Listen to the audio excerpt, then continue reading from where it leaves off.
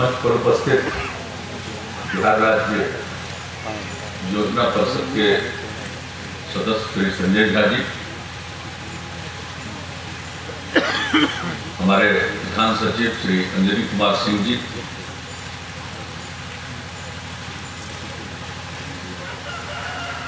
अतिरिक्त मुख्य कार्यपालक पदाधिकारी श्री आदेश की तरमारे जी, जीविका और जीविका परियोजना और बैंकों से जुड़े हुए यहाँ उपस्थित अन्य अधिकारी एवं कर्मीगण, जनप्रतिनिधिगण, विशिष्ट अतिथिगण, प्रिंट एवं इलेक्ट्रॉनिक मीडिया के यहाँ उपस्थित सभी प्रतिनिधिगण,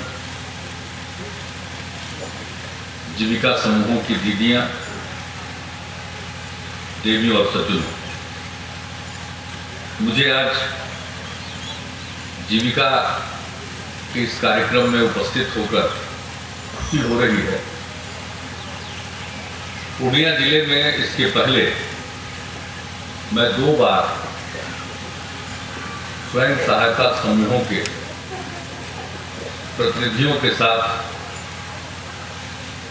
विशिष्ट कार्यक्रमों में मैं बातचीत कर चुका हूं, और जब भी हम जीविका के समूहों से, स्वयं सहायता समूहों के सदस्यों से, दीदियों से हम चर्चा करते हैं तो मेरा उत्साह बढ़ता है। मेरी समझ से ये जो काम हो रहा है, महिलाओं को समूहों में संगठित करने का और फिर उसके ऊपर एक गांव के अंदर कई स्वयं सहायता समूह हो तो ग्राम संगठन बनाना, और फिर ग्राम संगठनों के ऊपर क्लस्टर लेवल फेडरेशन उसका गठन करना, यह एक बहुत ही सामाजिक दृष्टिकोण से उपयोगी कार्यक्रम है। समूहों का गठन महिलाओं में जागृति लाने के लिए, उनको उनके अधिकारों के प्रति सजग करने के लिए, उनके जो कर्तव्य हैं उसका बोध कराने के लिए, और उन्हें आत्मनिर्भर बनाने के लिए, और इन सब चीजों को मिलाकर सामाजिक रूप से एक सजग नागरिक बनाने के लिए समूहों का गठन किया जाए। और मैं देख रहा हूं कि जिन महिलाओं को आमतौर पर इन सब विषयों से कोई वास्ता नहीं था, कोई मतलब नहीं था, उनको अगर समूहों में संगठित किया जा रहा है और उसके पहले इसके लिए उन्हें प्रेरित किया जा रहा है, तो मैं देखता हूं कि वो काफी उत्साहित हो रहे हैं। और यहां भी आपने देखा कि अलग अलग कार्य में जो समूह लगे हुए हैं, उनके प्रतिनिधियों के द्वारा, दीदियों के द्वारा अपने अनुभवों को इस मंच से साझा किया गया। अब इतने लोगों के बीच में मंच पर आकर बगैर किसी हिचकिचाहट के अपनी बात रखना, यह इस बात का द्योतक है कि उनमें किस हद तक आत्मविश्वास आया, और यह सबसे बड़ी बात है। वरना वो तो संकोच के बारे में कुछ बोलती नहीं थी। अपने गांव में, अपने परिवार में, अपने अगल बगल के अड़ोस पड़ोस के महिलाओं के साथ उनकी जो भी चर्चा हो जाए, लेकिन सार्वजनिक तौर पर किसी चर्चा में तो वो भागीदार नहीं बनती थी। उनको किसी चीज के बारे में जानकारी नहीं थी, आज बहुत चीजों के बारे में जानकारी है। अब जब वो समूह में संगठित होती हैं तो नियमित रूप से बैठक करती है। आज किसी सदस्य के घर पर, कल किसी सदस्य के घर पर, और जो बैठक होती है उसमें वो चर्चा करती है किसी एजेंडा पर, कार्य सूची होती है बैठक की, अपने समूह के कार्यों को समीक्षा करती है। समूह में अगर किसी सदस्य ने ऋण लिया तो उसकी क्या स्थिति है, समूह के कोई सदस्य की तबीयत खराब है तो उसकी देखभाल कर देना। यानी इतना ज्यादा सामूहिकता का भाव पैदा होता है, और जिसको देश दुनिया से मतलब नहीं था वो नियमित बैठक करती है और बैठक का प्रोसीडिंग तैयार होता है, और जो निर्णय होते हैं उस पर अमल किया जाता है। हिसाब किताब वो तैयार करती है, अपने आप में कितनी चीजों से वो वाकिफ हो गए, और इस क्रम में जब उन्हें प्रशिक्षण दिया जाता है और बताया जाता है कि शुद्ध पेयजल का इस्तेमाल करना चाहिए, स्वच्छता के बारे में उनको बताया जाता है, कई चीजों के बारे में जब जानकारी दी जाती है तो उन चीजों को वो न सिर्फ अंगीकार करती हैं बल्कि और दूसरे लोगों को प्रेरित करती है। तो कुल मिलाकर एक सामूहिकता का भाव जगता है, आत्मविश्वास आ रहा है, और जो सबसे बड़ी बात है कि बचत करने की प्रवृत्ति आई अपने आप, इसके लिए कोई जतन नहीं करना पड़ा। जिसकी जो भी आमदनी है उसने बचत करना सीख लिया। तो ये सब कई गुण हैं जो अपने आप विकसित हो जाते हैं, और इन कार्यों को देख करके हमने विभिन्न जगहों पर मुजफ्फरपुर जिले में हमने समूह के सदस्यों के साथ जब बैठक की, चर्चा की, बहुत शुरू में 2006 में, ये जीविका की शुरुआत होने के पहले, जब अन्य कार्यक्रमों के माध्यम से स्वयं सहायता समूहों का गठन किया जा रहा था, वो उतने प्रभावकारी नहीं थे। फिर भी हमने जो बातचीत की, मुझको लगा कि ये तो काफी ठीक ढंग से संगठित किया जा सकता है। और तब उसके बाद ये जीविका कार्यक्रम आया, विश्व बैंक से हम लोगों ने कर्ज लिया, और शुरू में 6 जिले में इसकी शुरुआत हुई, और फिर इसको जब कोसी आपदा आई तो कोसी के जिलों में भी इसका विस्तार हुआ। तो आज अब निर्णय ये हो चुका है कि हम इसका विस्तार, जब बिहार में जीविका का काम चला, वैसे तो स्वयं सहायता समूहों के गठन के मामले में बिहार पिछड़ा हुआ था, कुछ अन्य राज्य इसमें आगे निकले हुए,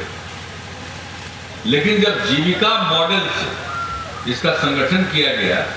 तो इसे बहुत सराहा गया, और भारत सरकार ने भी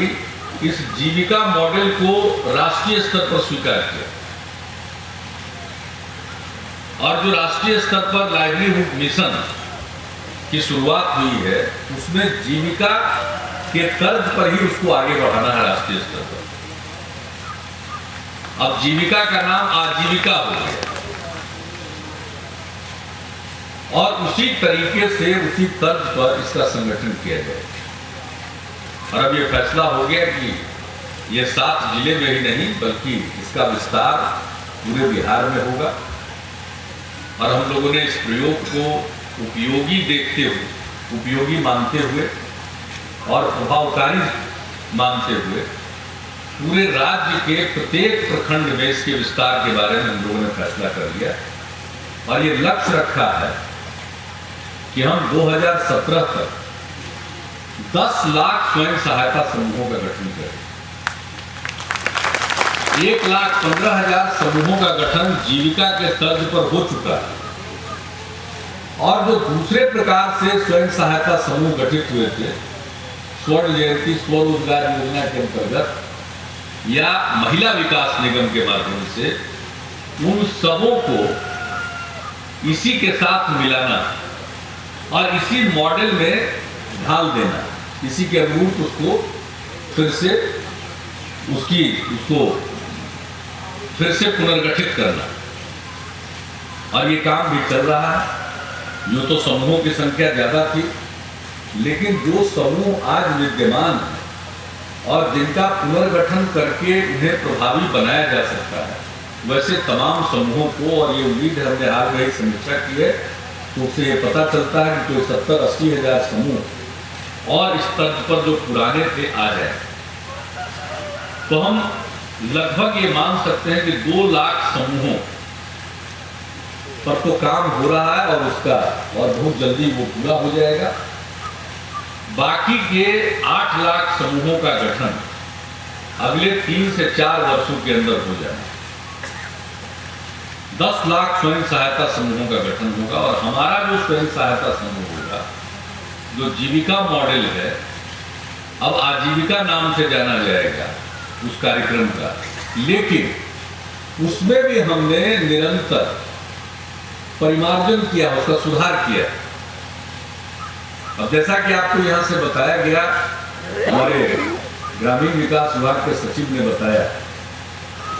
कि हमारी इच्छा है कि राज्य सरकार की जितनी योजनाएं हम चलाते हैं, लोगों को फायदा पहुंचाने के लिए, रोजगार के अवसर पैदा करने के लिए, उनका क्रियान्वयन, ढेर सारी योजनाओं का क्रियान्वयन स्वयं सहायता समूहों के माध्यम से हो, यानी उन योजनाओं का लाभ स्वयं सहायता समूह के सदस्यों को दिया जाए।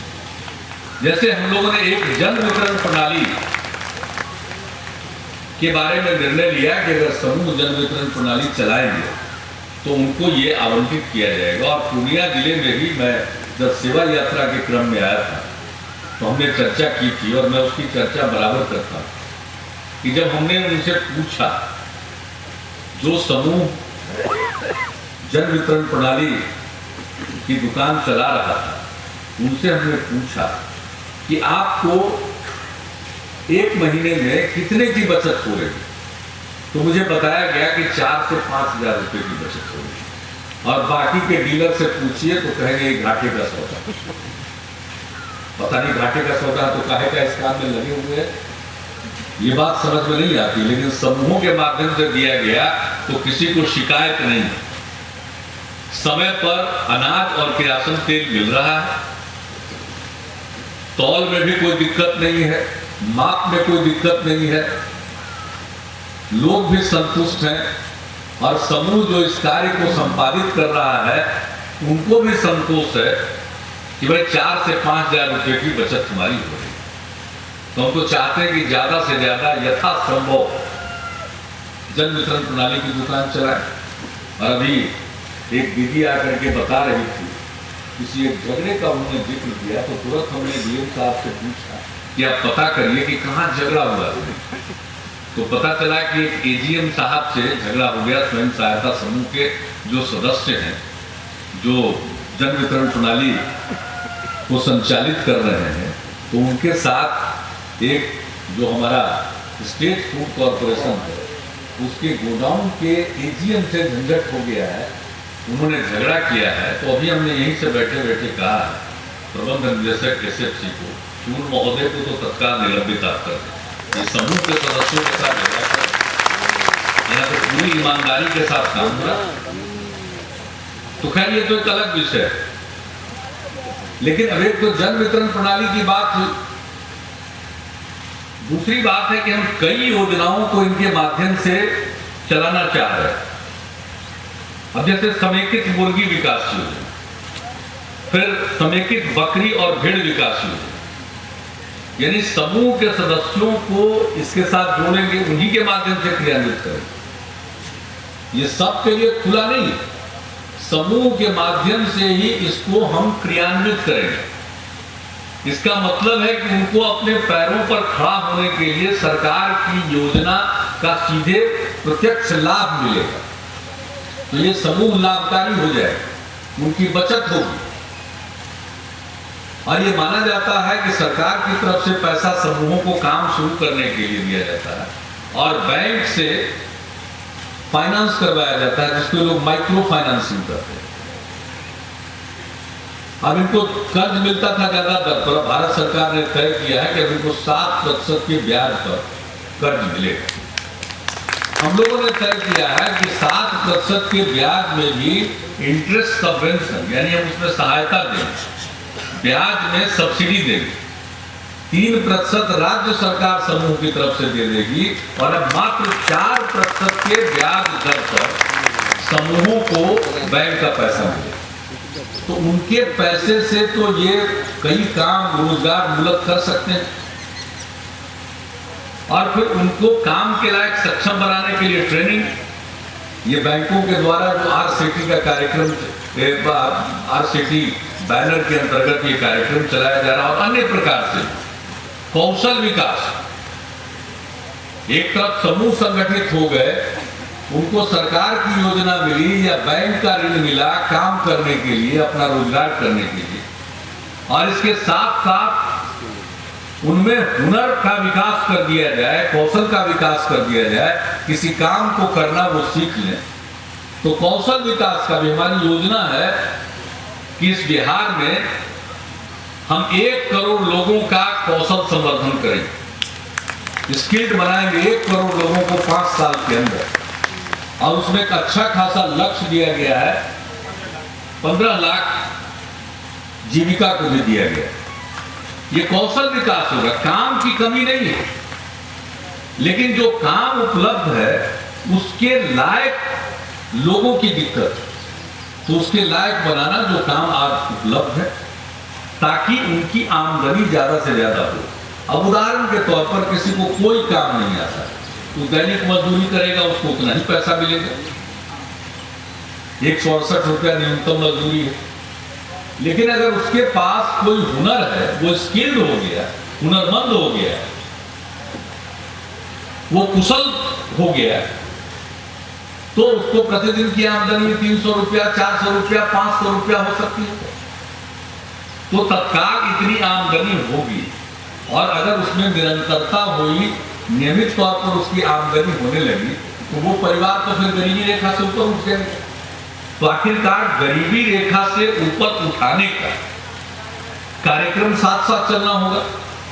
हम एक तरफ गरीबों को संगठित कर रहे हैं और दूसरी तरफ उनके लिए रोजगार के ऐसे साधन उपलब्ध कराएं और उनको इतना सक्षम बना दे कि आत्मनिर्भर बन सके। तो ऐसी स्थिति में उनकी आमदनी बढ़ जाएगी, आमदनी बढ़ जाएगी तो गरीबी रेखा के ऊपर चले जाएंगे। यही तो है विकास। विकास का मतलब सिर्फ कल कारखाने नहीं, विकास का मतलब है व्यक्ति का विकास। इसलिए हमने शिक्षा पर ध्यान दिया, लोगों को सेहतमंद बनाया जाए उस पर ध्यान दिया, कौशल विकास पर ध्यान दिया, और ये समूहों को संगठित कर रहे हैं। जब 10 लाख समूह बनेंगे तो लगभग 1.25 करोड़ 1.5 करोड़ परिवार इसके साथ जुड़ जाएंगे, और जब 1.25 करोड़ 1.5 करोड़ परिवार की माली हालत सुधर जाएगी तो बिहार की माली हालत सुधर गई। दूसरा कौन सा नुस्खा? और वो बिल्कुल जागरूक। आज तो कोई ठग लेता है, पढ़ा लिखा नहीं है तो उसे कोई कागज पर दस्तखत करा लिया, पता चला कि उसके नाम से बैंक में कर्जा ले लिया, क्षमा करेंगे बैंक वाले, नीचे स्तर पर सब मेल भाग मिल रहता ही है, उस आदमी को तो पता भी नहीं है और बैंक का कर्जा ले लिया, उनका निकल रहा है वसूली का। तो ये संभव नहीं होगा अगर सब लोग समझदार हो जाएंगे। और दूसरी तरफ साक्षरता का अभियान हम चला रहे हैं, जो भारत सरकार का साक्षर भारत अभियान है, उसके अलावे अक्षर आंचल योजना, और अक्षर आंचल योजना के माध्यम से अति पिछड़ा, दलित, महादलित, अल्पसंख्यक महिलाओं को साक्षर बनाने की योजना चल रही है। तो जो नई हमारी बेटियां हैं उनके लिए शिक्षा, या बेटा हो उसके लिए शिक्षा, सेल्फ हेल्प ग्रुप, स्वयं सहायता समूह, उनकी साक्षरता, इन सब चीजों को जोड़ दीजिए, कौशल विकास और समूहों का जो ये संगठन हो गया, सब मिल करके जो वातावरण निर्मित कर रहा है, बिहार बदल रहा है, सामाजिक परिवर्तन हो रहा है। बहुत लोग अपने पुराने चश्मे से समाज को देखना चाहते हैं। अब जमाना बदल गया, वो जो पुराना नजरिया था उसी नजरिए से अगर नए दौर को देखेंगे तो सही नतीजे पर नहीं पहुंचेंगे। और मैं देख रहा हूं कि कुछ लोगों ने तय कर लिया है कि हम पुराने नजरिए को ही देखेंगे, समाज को बांटते ही हम रहेंगे। लेकिन ये जो समूह नीचे से समाज को एकजुट करता जा रहा है और अंततोगत्वा पूरे बिहार को इस तरह से एक करेगा कि फिर इसको किसी को समाज को विभाजित करना किसी के लिए नामुमकिन होगा।